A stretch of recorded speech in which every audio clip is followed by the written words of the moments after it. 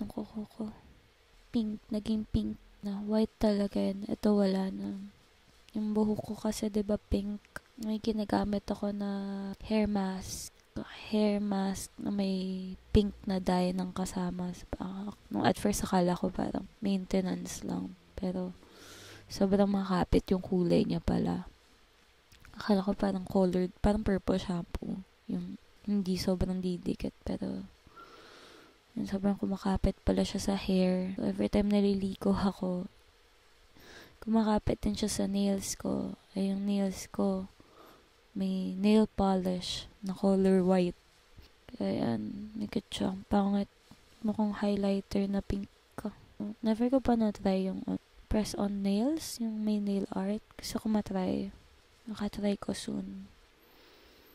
Hinayang lang ako kasi bilis humaba ng kuko ko.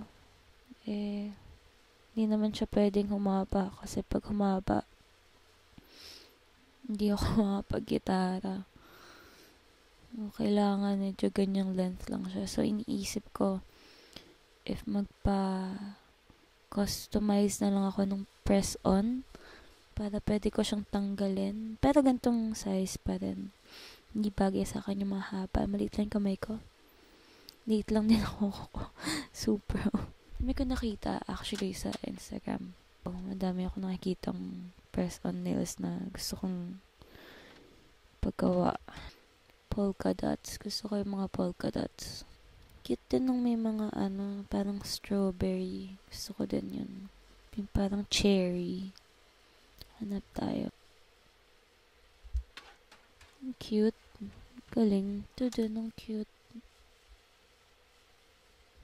Ang daming cute. No nails. Ito ang ganda.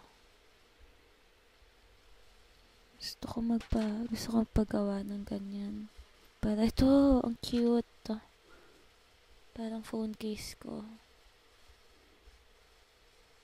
Isa siya sa mga medyo hassle na part. Or baka ison ko lang yun. Isip ko kung worth it pa siya or hindi. Pero parang dapat iwasan ko yun kasi yung experience naman yung hinahabol. Itong cute to. Gusto ko to. Maganda. Medyo na-addict ako sa buttons ngayon. Plano kong gawin yung parang buttons na yung headband. Wait, hanapin. Actually, bumili na ako ng headband. Ang kulang ko na lang yung mga botones. Wala pa akong buttons. Hindi pa ako nakakabili. Wala ring time. Ang cute to. Cute din ng mga hairpins na buttons.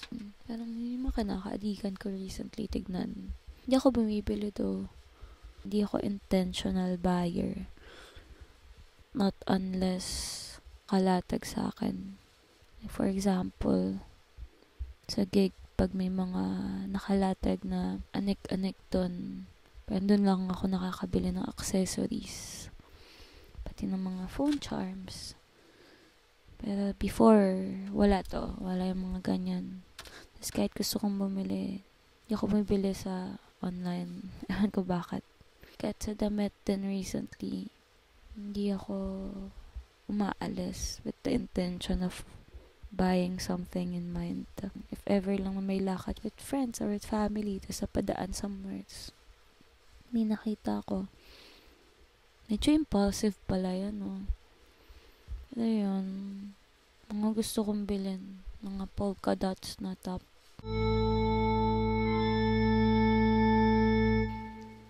Polka dots na bag. Na skirt, saka stockings. Ang cute Dress. Ang cute Ewan ko, parang nagko-compliment siya. I think, sa akin. Sana. Although, isa lang yung polka dots ko dito. Which is yung pink na halter top. Medyo addict na for polka dots. Gusto ko lang siyang tignan sa Pinterest, sa Instagram. Pero di ko pa ginagawa. Ito, parang wala akong energy talaga bigla recently. Pero bukas, tigising akong umaga ulit. Try kong pumunta ng grocery para bumili ng oat milk kasi wala na ako oat milk. Sana naririnig to. Sana gumagana yung mic ko. Although nag-testing ako kanina gumagana. Pero not sure ko ngayon. Pero feeling ko okay na ako. Thank you sa pagkinig ko. Yun lang.